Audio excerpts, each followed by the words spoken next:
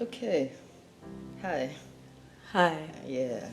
Um, First of all, I'm grateful for the opportunity to be able to do this and do this with you. You know, I do not take it for granted. I love you too, my baby.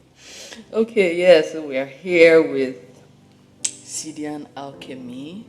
This is basically like an Introduction, yeah, yeah. an introduction to the whole thought process that formed it, the whole Concept. spiritual approach, the concept about everything. Yeah. Yeah, so we're going to start with Cydian, how we came up with the The word word. Yeah, Cedian. and it's Okay, so the root word for Cydian is seed, like to concede, yeah, CEDE. CEDE. And we were trying to come up with something that captures that energy of the behind surrender, the energy behind surrender, because surrender is something that we both, I swear it has been like a major part of our lives. yeah, Like me being here, being with you is the to me in my life is like the ultimate proof of surrender. yeah, Living in this house, it's yeah, like the ultimate our lives, our daily lives. yeah, It's like the ultimate proof of surrender, of the power in surrender. yeah. And I think we are currently living in the fruit of Surrender, surrender. basically. Yeah, I yeah. swear. Cause there's power in it. Like all spiritual practices preach surrender. The Bible Yeah. tells you to be still. The monks they do this meditation thing. They're always still. Surrendered And even to. the old thing, the whole concept of like Jesus, where they were like, even the wind and the waves obey him. In that particular part of the Bible, there was emphasis on how Jesus was the one that was chill. Because that's what surrender is. It's Yeah, not necessarily inactivity, but it's a level of chill, of chill. Because even in basically. the Bible, when I think it was God talking to Moses or where, and he was like, "Be still and know that I am God." Yeah. Be surrendered. Because when you are surrendered, when the universe gets that sense of surrender from you, I think it sets up the unseen, the unseen realm. Energies, the Yeah, forces, it yeah. activates that realm to be able to Exactly. move. Yeah. So Cedian alchemy. Cedian alchemy is the transformation that comes as a result of Surrender. surrender.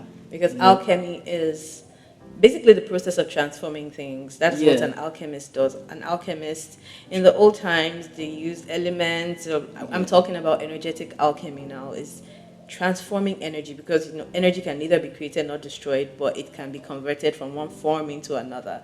And that is basically, so this type of alchemy is specifically channeled, or the source of this alchemy is surrender. Surrender. Yes. And when we talk about surrender, do you want to go, what is surrender to you? To me, surrender is madness. Yes, baby. That thing that makes you look delusional. That thing that makes people look at you like, what the fuck are you saying? Doing or What the doing fuck are even. you doing? I swear. That is surrender, because surrender doesn't have to make sense. And I think Yeah. that's a trap in this modern day world where everybody wants to be up and doing, everybody wants to be after something, everybody wants to look like they are busy, up to something, to now bring a theory that okay, be still and everything is going to work for you. Like people will look at you like, And did you come even out of Yaba left or something? rest, because surrender to me is Yeah. a blend of rest and Yeah. solitude, Yeah. but not necessarily inactivity, because for some reason when you say surrender, people think you're saying Just cross your leg and be looking at don't the do house anything burn. with your life. But it's basically allowing life to unfold, allowing Yeah. life to play out. So you do your part, you leave life to play out. Yeah, You do your part, you leave the universe to do the rest. Yeah, baby, what are you going to say? Because I also believe that the space, the place in which you are surrendered is like an altar for God to meet you. It's like an altar for the universe to meet you there, because it's like holy ground. Because when you're surrendered, you're like, okay, I don't know what's going to happen, but I I know that whatever is going to happen swear. is for the best, so I'm just going to take it one day at a time as it comes. So that's like a holy ground where the divine is being honored. It reminds me of this Yoruba adage that says, "Omoti o kapa esoke ni yaya gbe." Basically, it is the child that raises up her arms Yeah. that the mother carries. Yeah. That is basically Yeah.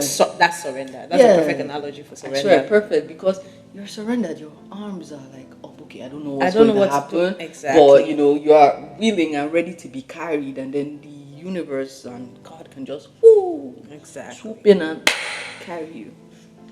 Okay. I swear. So, some of the words that we've coined Yeah. relating to Cydian alchemy are the cede, the THECEDE.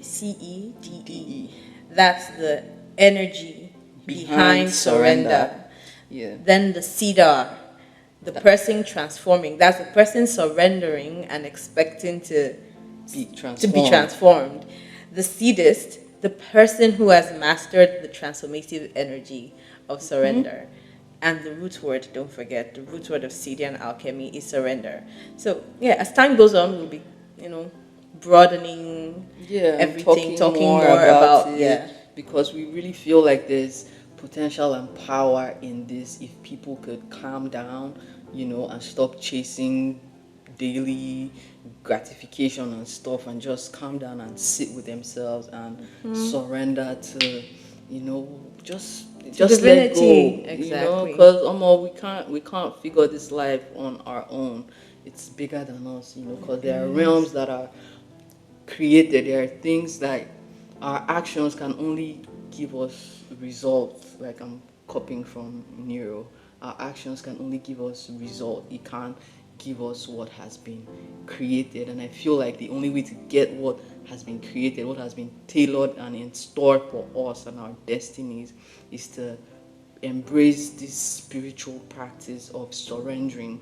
Because when you surrender, you leave it to the universe to align your steps to the things that have been tailored specifically for you, for your identity, for the person that you are. Exactly. And there's this thing I like to say, that there are worlds that are birthed only in the unknown. Yeah. There are places you cannot get to unless you rest on the fact that you do not know. Yeah. Because, I mean, swear. at the end of the day, as a human being, your thoughts are limited, your experiences are limited, your movements are limited. You can only be in one place at a time.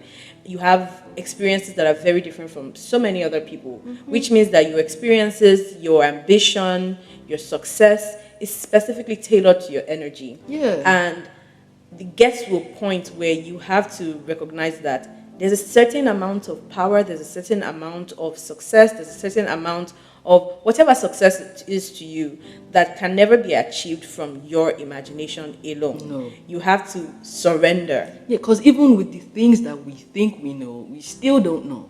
I swear. I swear. Even with the things we think we know, we still don't know. Even with how evolved we think we are, we still are not evolved. Even like we need to stop feeling like we know it all. Like wisdom is all that we can see and all that we know in our head. There's more wisdom that we don't know that's just out. That's just out in the universe, and you can only achieve that through surrendering and alignment, and just blindly, like we've been doing, just blindly putting one feet in front of the other. I swear. And just going. I swear to God. And then there's this, I said, there's this thing I wrote down in my journal. I said, the reason why the purpose of citizen, that is the act of surrender, the surrender that leads to the alchemical transformation. So, because the self is the conduit. A conduit is what you use as a conductor, a channel to get to something. Now, when you surrender, you are the conduit. Generally, everything you experience in life goes through you, goes through your mind. It's filtered through your experiences, filtered through the lens of your experiences, filtered through the lens of your nervous system. And because you are the conduit, it gets to a point where you have to rest. Yeah. Now, in that rest, a lot of people assume there's powerlessness. A lot of people assume there's inactivity. But as long as you are the conduit and you treat yourself as such, your rest can never be idle. So that is the power of Cydian alchemy, basically. Yeah, because rest is the fruit of surrender. And I don't say rest meaning that you just be inactive or, rest in knowing that, okay, I don't know when, I don't know how, but I know definitely it's going to be, everything is going to be all right for me. Because surrender is not you surrender today and you come back to check on what you surrendered, like, okay, what's going on. No, Yeah. surrender, the fruit of surrender is rest, like a spiritual rest, Yeah. rest on a spiritual level, where you know that, okay, if it goes good, if it goes bad, because really what is good and bad, if it goes sideways, if it goes any way, I am going to be on top of it. Like, that's the ultimate fruit of surrender, rest. And when you are rested, that's when the divine can flow through you, Exactly. because the divine It's can basically flow. empowering the divine Yeah, through to rest. flow through you, because the divine can flow through someone who's always Whose up nervous and system doing, is short circuit. like who's still maybe, let's say, stuck in the matrix, and you feel like you have to keep the hamster wheel going and running and running, and the divine cannot flow, cannot be manifested I think in your even essence. the reason why humanity has been conditioned to believe that you need to constantly be moving is because have not necessarily allowed themselves to recognize that most of the people who end up getting whatever it is they are looking for, because when I say success, I'm thinking of so many people who define success differently. But if you're looking at the person that you consider to be successful, in a way, most of the time, if this person's nervous system is not settled, if this person is not at rest, if this person is not truly surrendered, you can tell that you might say, oh yeah, they're successful because they have money, but because true success lies in rest. I mean, a lot of things that we do, want to get money, want to Yeah, do, good. it still reflects the fact that as human being inherently, we want rest. We want to be a billionaire so Yeah. other people can do everything for you and you Yeah. don't want to rest. Everything still ties back to rest. And the most rested people are usually the richest. Their skin is Yeah. glowing, they have people taking care of them. So even when they're working, because that's what I mean by rest is not inactivity, even when they're doing things, going on with their daily activity, there's a calmness in which they Yeah. use to do these things that you can just tell that some people are surrendered to divinity, some people are surrendered to the privilege they have, but in one way or another, humanity always finds a way to surrender to something. Because I also feel the measure of success is a calm nervous system. Yes, amen. And also Preach. people that you see and you feel, wait, okay, wait, let me go back. I think we all have it mistaken when we think that it is our actions that make us successful, or it's what we do. Like, because people, when you wake up every day, you just have to keep going, keep going, keep going. There was a book I read, I've forgotten the name, I've forgotten the title, but what I was able to take away from that book was the 80-20 principle, something like that. And in that book, it states that 20% of your actions are what actually gets you success. That 20% of your actions is not about what you do every day, moving non-stop. No, that's not what, it's just 20% of that action. So if you identify that 20%, then the remaining 80% of everything you're doing is useless. Yeah. And then there's this thing. I believe that when you are surrendered, which is, in my opinion, rest, solitude, spiritual rest, not necessarily, I'm not talking to anybody again. I mean, some people take it that extreme. I take it to that extreme. But when you are surrendered and you start to allow yourself to rest, your nervous system starts to heal itself, because the nervous system is basically, in my opinion, is the wire, is the connection for everything. It is your nervous system that is the conduit to divinity, in my opinion. Yeah. So when you are rested, the nervous system begins to heal. And because of this, you start to master yourself. You start to master your emotions. You start to master your person. And because you are mastering self, which is being healed through a healed nervous system, you are literally enhancing your conduit to God. You are enhancing your conduit to divinity, which even allows for more rest. And this rest leads to transformation. So And that 'cause- transformation could be anything. It could be wealth, it could be health, it could be, yeah, baby. Yeah, because if you look at it, let me see, if you look at it in the corporate world now, you figure that the bosses most times have more time to rest, and that's to tell you that whatever, like, you see that the workers are the ones that always go hard, like 247. Yep. Bam, bam, bam, you're going hard, but your boss has. That's because the ultimate thing in this world is to get to a place of Rest. freedom, where freedom brings that rest, where you yeah. can, because you can't function from a place of always going. You can't break a generational curse from that place. You can't be the first billionaire in your family just because you're working 12 to 12 or you're going non-stop. No, you have to take that time to calm down. You can't think in that place. You can't plan. You can't plan for the long term. So, and I In feel that like place. that is the, what would I call it? Brainwashing and propaganda that has happened. Because there's a way the hierarchy of the world is set up, which I do not conform to, but unfortunately it is there regardless. We do not conform to it, but it is there regardless. There's nothing we can do about that. And most of the worker bees are conditioned to believe that they are going to get out of everything by just continuing to just work. While some people are born into this, and most of the time the people that are born into specifically wealth, generational wealth, one hallmark of that trait is a calmness. It's not necessarily all the time, but those that have embodied it, it just naturally comes to you when you're loved and taken care of, and to just relax, to be chill. And there's this thing I was listening to, this thing that neuroknowledge said about how most of the time as human beings we think that we'll do this and then we'll get there, but most of the time what we need to do is actually embody where you're going to, embody who you are becoming. That's the hack about it, because when you embody who you are becoming, the universe is already like, oh, okay.